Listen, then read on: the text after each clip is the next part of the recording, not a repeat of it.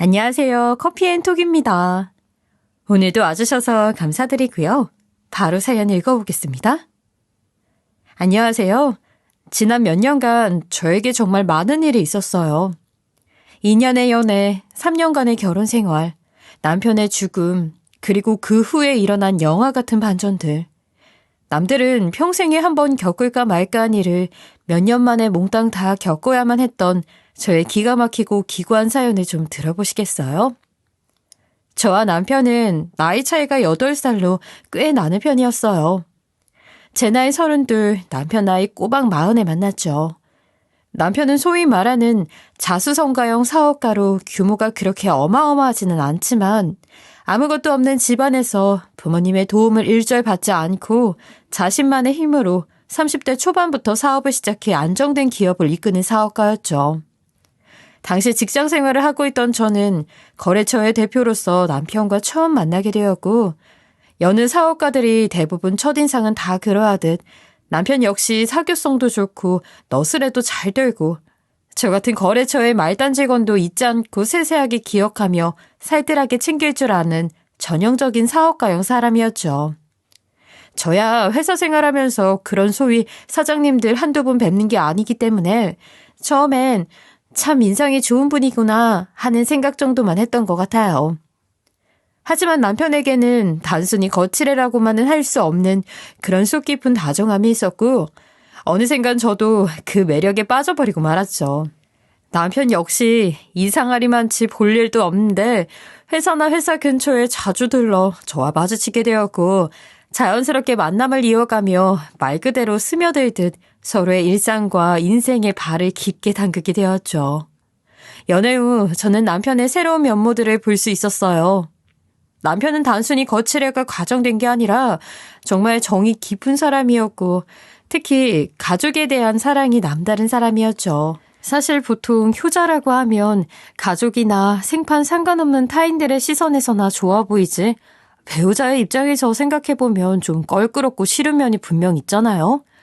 거기다 저와 남편의 조건 차이도 있다 보니 처음에는 저도 그런 걱정이 좀 많이 하기는 했어요.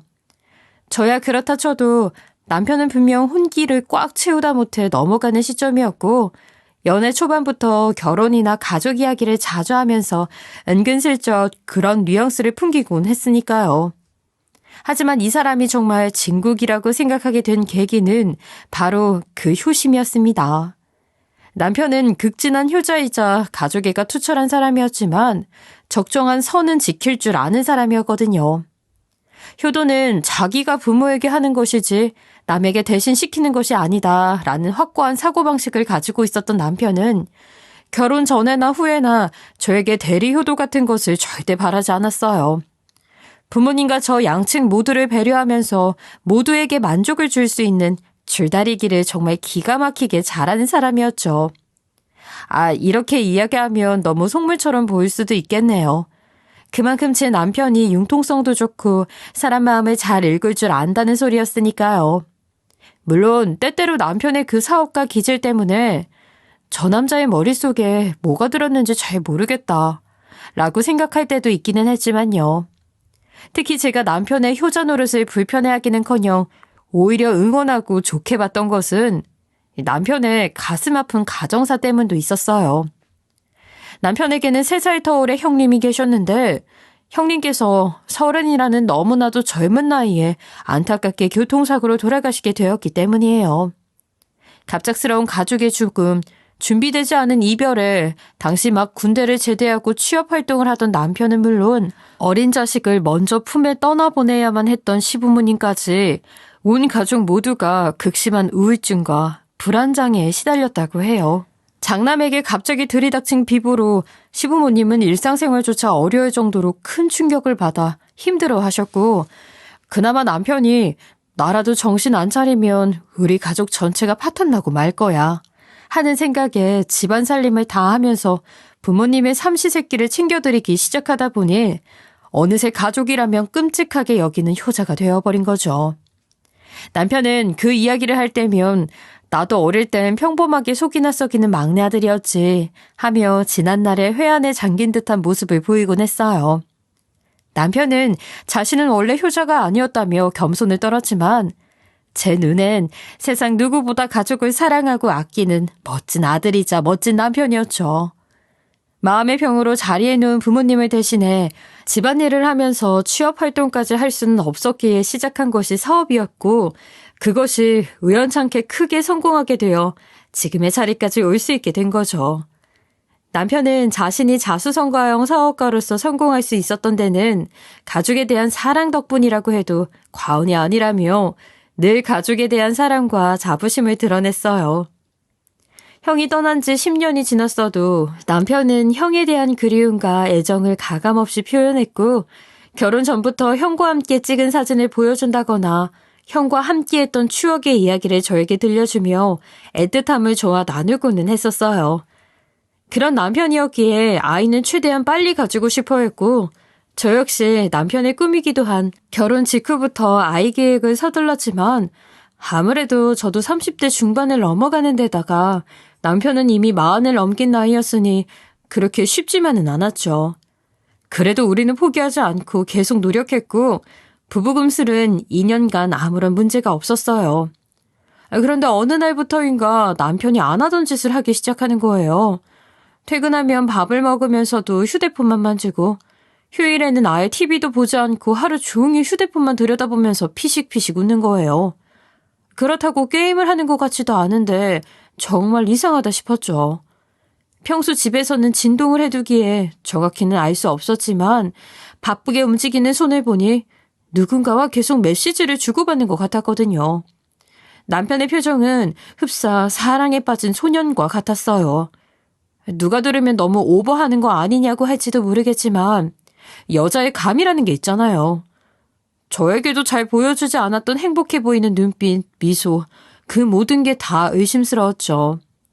원래 우리 부부는 서로의 프라이버시를 존중해주는 편이었고 특히 남편의 경우 사업상의 이유로 거래처 사람이라던가 직원이라던가 해서 여자들과 연락을 주고받거나 술자리를 가지는 일이 많을 수밖에 없기도 했기에 각자의 일과 사생활을 존중하는 차원에서 한 번도 서로의 휴대폰을 검사하거나 상대방을 의심하거나 추궁해 본 적이 없었어요. 저도 남편도 그것만큼은 서로가 지켜야 할 선이라고 생각했거든요. 결국 저는 참지 못하고 사실을 확인해 보기로 했어요. 거실 소파에 앉아 또 여느 때처럼 휴대폰을 들여다보며 행복하게 웃고 있는 남편의 근처에서 다른 일을 하는 척하다가 불시에 옆자리에 딱 앉아서 대놓고 휴대폰을 들여다본 거죠. 몰래 보려면 볼 수야 있겠지만 그건 너무 비겁하기도 하고 그렇게까지는 하고 싶지 않았기에 당당하게 현장을 덮치기로 한 거죠. 그런데 웬걸요? 빼곡하게 주고받은 톡에는 제가 상상했던 상간녀와의 사랑의 속삭임 같은 건 온데간데 없고 처음 보는 남자아이 사진만 가득한 거예요. 여보, 이게 대체 누구야? 요즘 하루 종일 보고 있던 게 이 아이 사진이었어? 미안해 여보. 내가 아직 말을 못했네. 이 아이 우리 조카야. 조카? 그래, 돌아가신 우리 형님 아들. 아니, 그게 대체 무슨 말이야? 알아듣게 좀 설명해주면 안 돼? 남편은 여전히 아이 사진에 정신이 팔려 있었고 저는 반쯤 추궁하듯 사실을 캐물었죠. 사연은 이랬어요. 돌아가신 아주버님은 결혼한 적은 없었지만 여자친구가 있으셨다고 해요. 그런데 아주버님께서 갑작스러운 사고로 돌아가시게 되어버렸고 아주버님의 여자친구분은 아주버님이 돌아가시고 두어 달 뒤에야 임신 사실을 알았던 거예요. 그러나 아주버님이 돌아가신 후 집안 상황이 어떤지 뻔히 다 알고 있었기에 아주버님의 여자친구분은 차마 이 사실을 아주버님의 가족들에게 알릴 수 없었다는 판단이 들어 혼자 아이를 낳아 기르고 있었다고 해요. 그러다 한 달 전쯤 우연히 길을 가다 저희 남편과 마주치게 되었는데 그 후에 다른 남자를 만나서 결혼하거나 아이를 낳았다기엔 아이의 나이가 많이 보이는 것을 이상하게 생각한 남편이 바로 대강 눈치를 챘고 일부러 시간을 질질 끌면서 오랜만에 만났는데 아이에게도 맛있는 걸 사주겠다며 근처 카페로 데려갔다고 해요. 아무리 봐도 어디선가 본 것처럼 익숙한 아이의 외모, 좋기 초등학생은 되어 보이는 아이의 나이. 그리고 어쩐지 저희 남편을 보자마자 화들짝 놀라 아이부터 숨기던 그 여자친구분의 수상쩍은 행동 등등 남편은 카페에 들어갈 때쯤엔 이미 확신을 하고 있는 상황이었고 사업가의 뛰어난 언변으로 추궁한 끝에 여자친구분께서 아주버님의 아이가 맞다고 털어놓을 수밖에 없었던 거죠.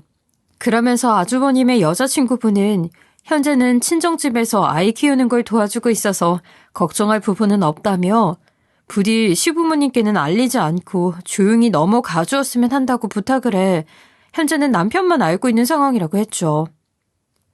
미안해 여보. 내가 다른 사람은 몰라도 당신한테는 말했어야 했는데 나도 경황이 없고 갑자기 이렇게 생긴 조카가 너무 예쁘고 고맙고 미안하기도 해서 미처 당신은 생각 못했어. 내 잘못이야. 괜찮아. 당장 나도 머리가 이렇게 복잡한데 돌아가신 당신 형 일인데 당신은 오죽하겠어. 하지만 여보, 내 생각에는 이걸 계속 비밀로 하는 건 좋은 생각이 아닌 것 같아. 그 여자분께서는 무슨 생각으로 비밀을 지키고 싶어 하시는지는 모르겠지만 어머님, 아버님 생각도 해야지. 그게 사실 형하고 형수가 사귈 때도 부모님은 탐탁지 않아 하셨거든. 임신했다는 걸 비밀로 한 것도 아마 그래서가 아닐까 싶어. 그래도 손주인데 이제는 세월도 흘렀고 부모님께서도 오히려 좋아하시지 않을까? 아이가 또 아주버님을 많이 닮았다며 아이를 직접 눈으로 보시면 어머님, 아버님도 생각이 달라지실 거야. 정말 그럴까? 남편 역시 저의 설득에 마음이 흔들렸는지 자신이 형수와 이야기를 해보겠다고 했어요. 부모님이 받아들이게 된다면 그동안 아빠 없이 자랐을 자기 조카가 훨씬 윤택한 환경에서 많은 가족에게 사랑받으며 자랄 수 있을 거라고 자기 자식 일처럼 기뻐하기도 했죠. 남편은 부모님께 말씀드리기 전에 먼저 형수를 설득해야 한다며 자기 혼자서는 힘들 것 같으니 저더러 함께 가달라고 했고 저는 역시 흔쾌히 승낙해 아주버님의 여자친구분과 아이를 남편과 함께 만나볼 수 있었어요.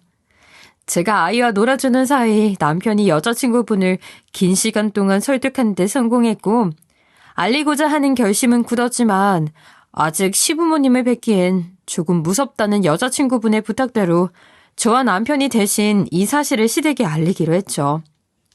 하지만 제가 너무 긍정적으로만 생각했던 걸까요? 시부모님은 말 그대로 뒷목 잡고 쓰러질 것처럼 불같이 역정을 내셨습니다. 어머니, 이제 역정 그만 내시고 받아주세요. 형이 사랑했던 여자와 그 아이잖아요. 난 인정 못한다. 그 여자애가 어떻게 우리 상준이 애야? 혼자 알아서 낳으네. 끝까지 알아서 책임지라고 해라.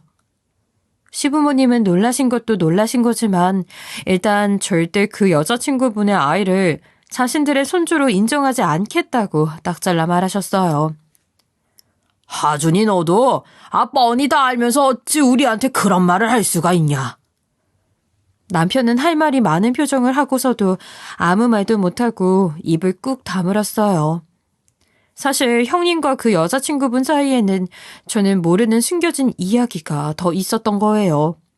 집안 분위기가 워낙 어수선한 데다 좋은 일도 아니라 더 묻지도 못했지만 시부모님의 이야기를 대충 들어보면 여자친구분에게는 말 못할 과거가 있었고 시부모님께서는 그 때문에 아주버님이 살아계실 때부터 그 여자친구분을 극렬히 반대하셨다고 해요.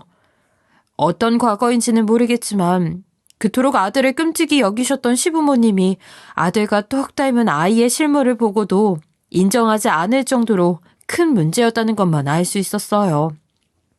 남편은 그 후로도 몇 번이나 시부모님을 설득하기 위해 조카의 사진까지 보여주었지만 소용이 없었죠.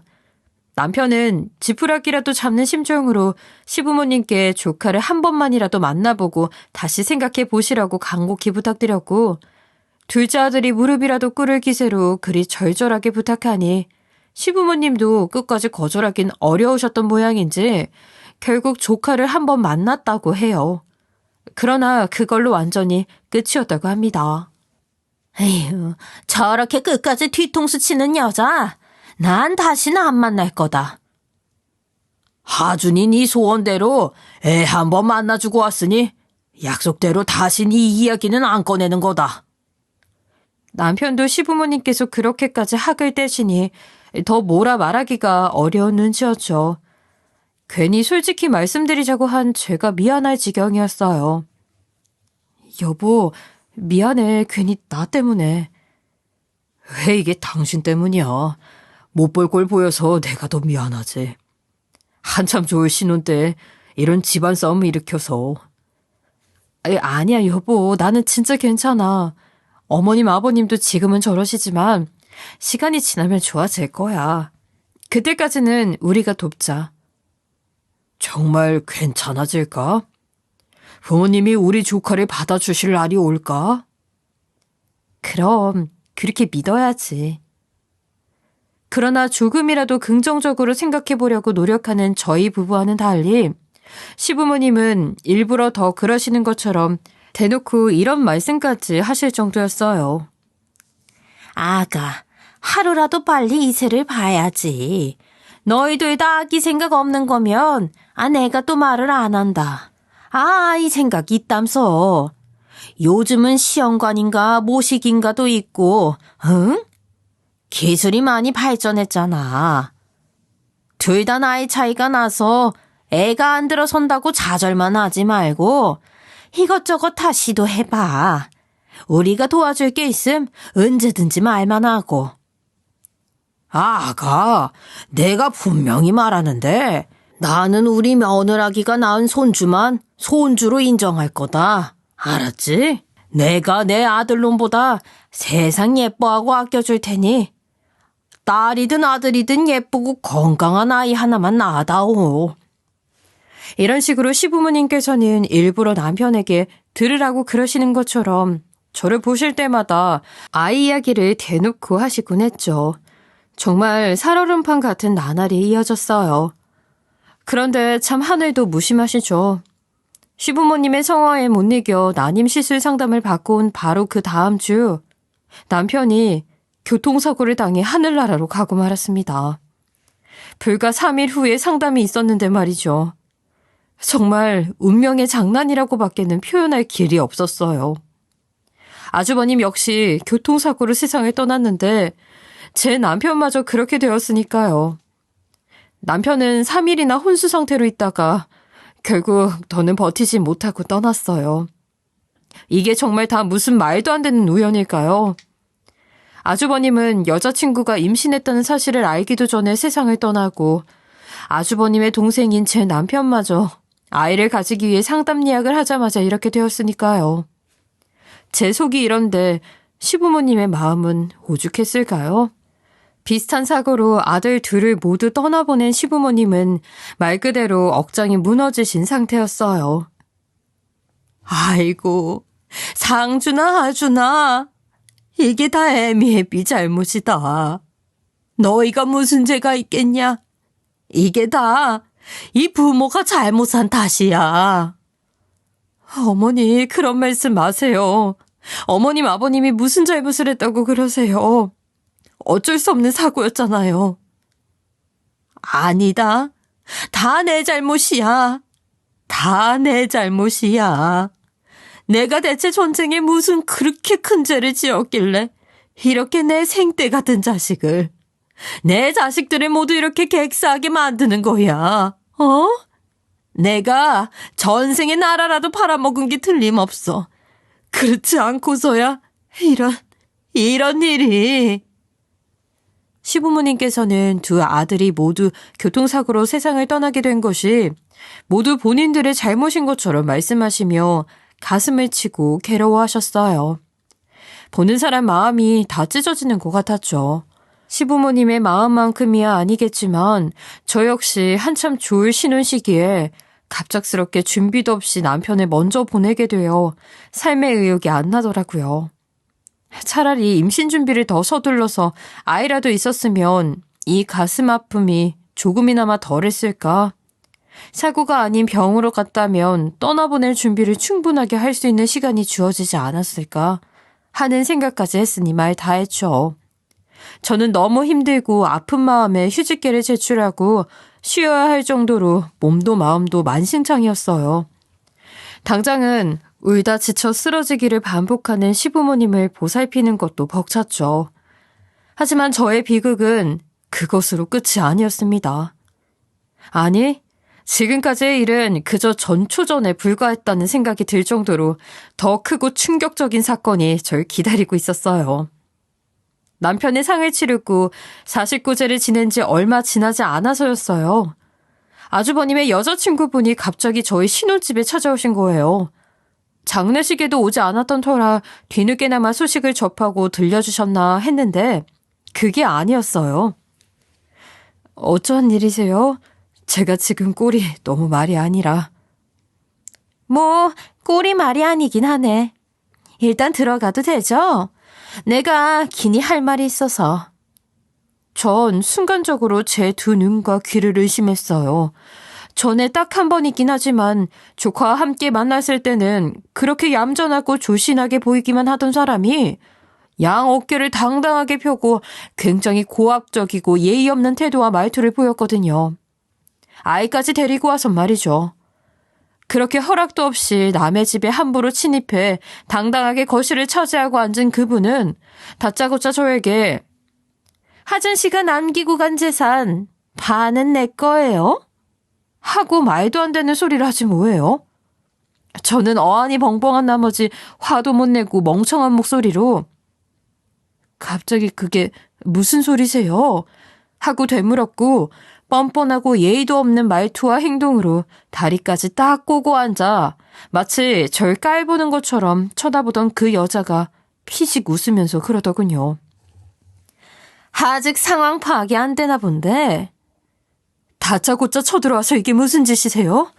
아직 남편 장례식 치른 지 2개월도 안 지났고 유산의 반을 내놔야 한다니 그건 또 대체 무슨 말인가요? 따지고 드는 저에게 그 여자가 웃어 보이는데 그 미소가 얼마나 사악하던지 이건 보지 못한 사람은 알 수 없는 기분일 거예요. 그 여자는 자기 아이의 어깨를 툭툭 쳐서 소파에서 일어나게 한 다음 제 쪽으로 등을 떠밀었죠. 얘가 참 아빠를 많이 닮았어요. 그쵸? 참, 이게 유전자의 신비인가 봐. 아주버님 아이니까 닮는 게 당연하죠. 아, 그쪽은 상준 씨 살아있을 때 모습을 모르는구나. 그 알아요? 상준 씨랑 하준 씨가 참 많이 닮았다는 거. 그 이야기가 지금 왜 나오는 거죠? 네가 모르고 계시는 사실이 있어서 내가 친절하게 알려주려고. 이에 사실 하준 씨 애야. 네 아주버님이 아니라 남편 애라고. 뭐라고요? 그게 무슨 말도 안 되는 소리예요. 지금 아직도 상중인 거나 다름없는 집에 와서 이게 무슨 말도 안 되는 거짓말의 행패예요? 지금 남편이 없다고 이런 거짓말하면서 재산 노리는 거예요? 당신 그렇게 안 봤는데 진짜 몹쓸 사람이군요. 전 당연히 믿지 않았죠.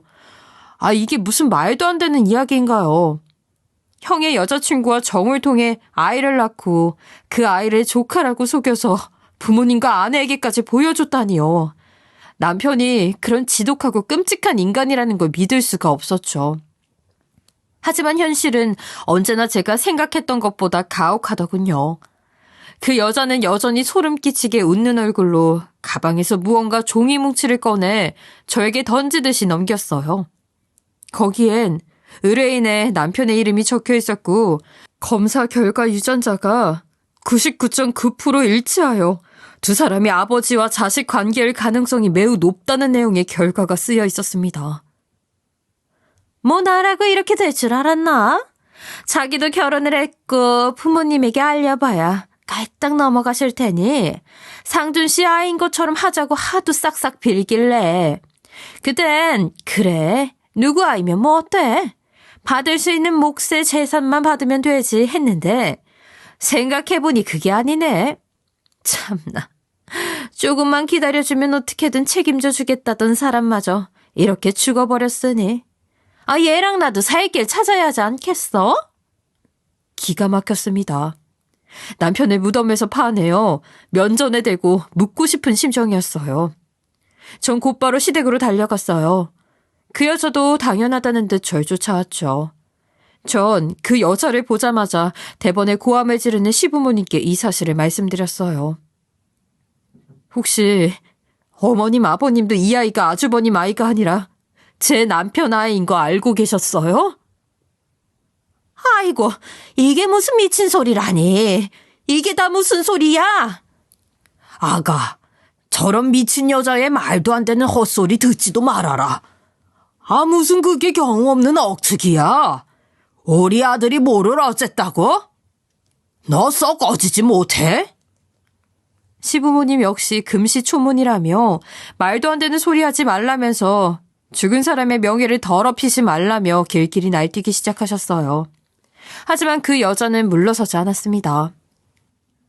일단 들어가죠. 동네 사람들 들으면 창피한 건 제가 아니잖아요. 그렇게 밀고 들어오듯 안으로 들어와 그 여자가 꺼낸 이야기는 이랬어요. 아주버님이 그렇게 되고 온 가족이 힘들어하던 시기 자신 역시 남자친구를 하루아침에 떠나보내어 힘든 시간을 겪었고 그때 같은 아픔을 가지고 있는 제 남편과 서로 위로를 주고받으며 만났었다는 거예요. 처음엔 당연히 둘 다 그런 생각은 하지도 않았죠. 남들이 다 욕하고 말고 이런 걸 떠나 애초에 그런 관계가 성립되지도 않는다고 생각했으니까. 하지만 몇 번 만나면서 서로 위로도 하고 격려도 해주고 하다 보니 남녀 관계가 다 그렇지 않겠어요? 그 여자의 말로는 단순한 불장난이 아니라 두 사람은 서로를 진심으로 사랑하는 사이였다고 해요. 임신 사실을 모른 채로 헤어진 후 뒤늦게 임신을 확인했지만 이 사실을 알게 되면 정말 집안이 발칵 뒤집힐 것을 우려해 그 누구에게도 말하지 않고 혼자 키울 생각이었는데 그만 우연히 길에서 제 남편과 다시 마주치는 바람에 일이 이렇게 됐다면서요. 처음에는 자기 아이일 거라고는 미처 생각 못했던 제 남편은 아이를 볼 때마다 이상한 기분이 들어 이 여자를 추궁했고 말만으로는 믿지 못해 친자 검사까지 해본 것이 제게 보여준 그 검사 결과지라고 하더군요. 솔직히 말해서 그 여자가 제 남편과 우리 가족의 평화를 위해서 조용히 살려고 했다는 것조차 거짓말처럼 느껴졌어요. 그렇게 선한 마음을 품었던 사람이 그래도 한때는 자신이 사랑했다던 남자가 죽은 지 2개월도 안 됐는데 이렇게 완전히 다른 사람처럼 안변몰수하고 돈 밝히는 사람으로 변할 수가 있나요? 사실 저는 이 여자보다도 저를 배신하고 그렇게 감쪽같이 속인 남편이 더 괘씸하고 미웠어요. 이미 죽은 사람이라 욕 한마디 속 시원히 못한다는 게 너무나도 가슴 사무치고 억울할 정도였죠. 아픔과 그리움이 증오로 변하는 건 정말 순식간이더군요. 어떻게 그럴 수가 있죠? 아이 계획을 세우고 있는 자기 아내 앞에서 당당하게 혼외자의 사진을 보면서 행복해하고 그걸로도 모자라 다른 사람의 아이라고 속여 자기 부인에게 보여주려고까지 하다니요. 정말 소름이 끼쳤죠. 남편이 지금도 살아있었다면 저는 그 아이가 남편과 그 여자 사이에서 태어난 사생아인 줄도 모르고 가엾게 아빠를 잃은 조카라고 생각하며 살들하게 보살폈겠죠. 남편이 노린 게 그런 것일지도 모른다는 생각을 하니 정말 저도 더는 참을 수가 없었어요. 저는 그 길로 바로 변호사를 찾아갔어요. 아이는 죄가 없고 두 사람이 그런 관계였던 건 저를 만나기 전이었다고는 하지만 뻔히 다 알고도 감쪽같이 저를 속인 것만큼은 용서할 수가 없었죠. 그러나 변호사 사무실에서도 뾰족한 수는 없을 거라는 대답이 돌아왔어요. 그 아이가 남편의 아이가 맞고 증거도 확실하게 있는 상황이라면 소송전으로 가봐야 결국은 그 아이의 몫의 유산을 그 여자에게 줘야만 할 거라고 했죠. 참 막막한 상황이었어요.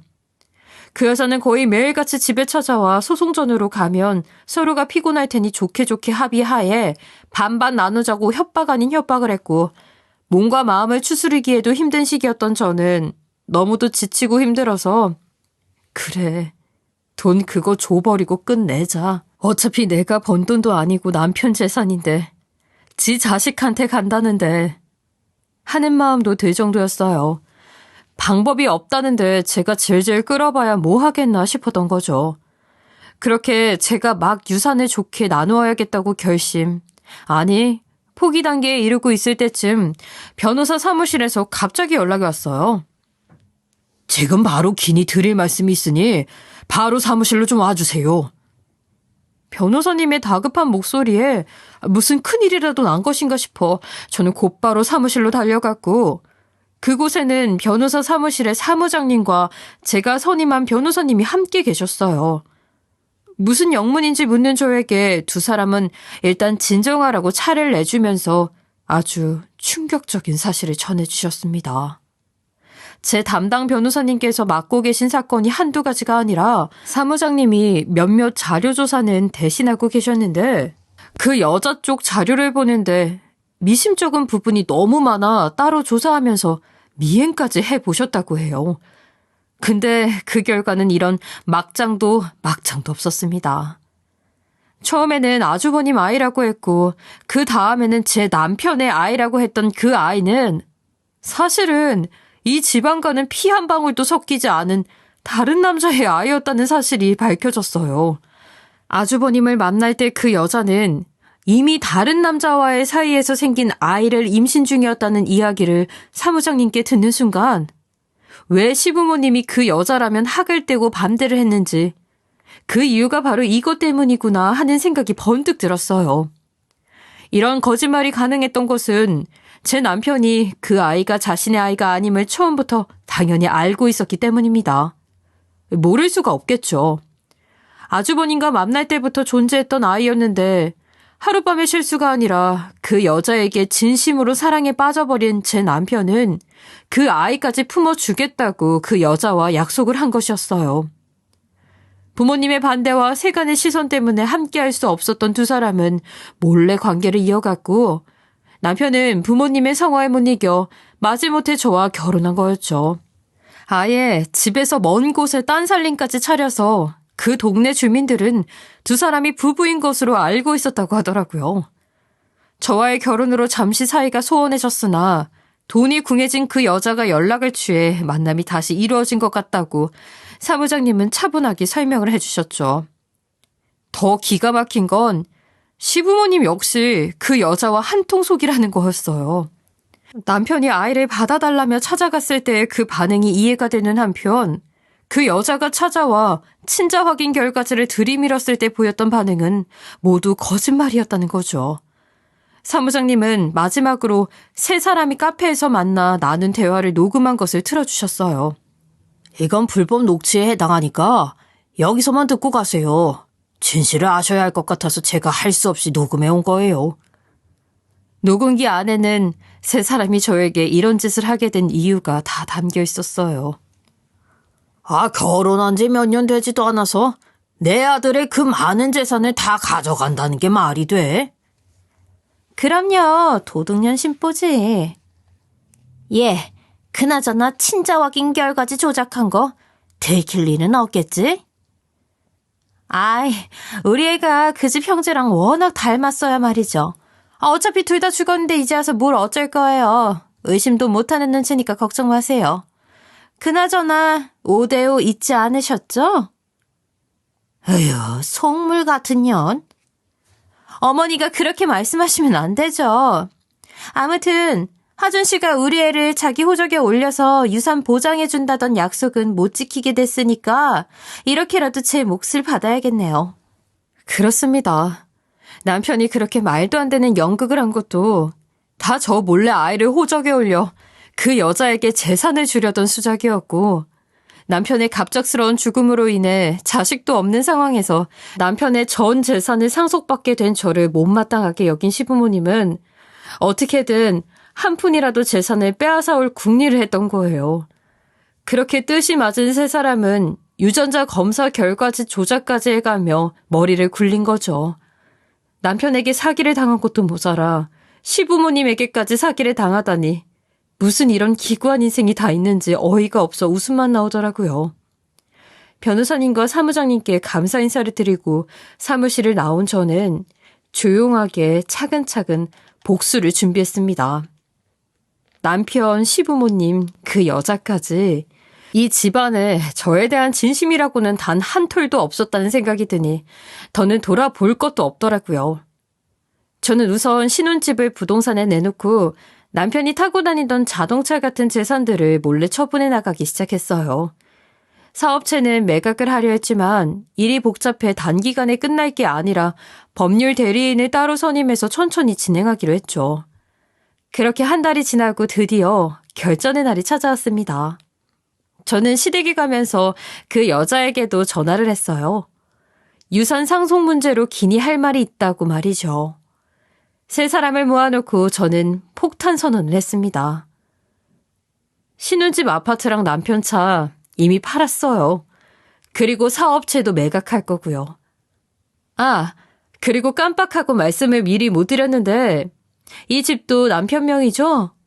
이 집도 내놨으니 어머님 아버님도 짐 빼셔야 할 거예요. 다음 주쯤에 중개인이 집 보러 오기로 했거든요.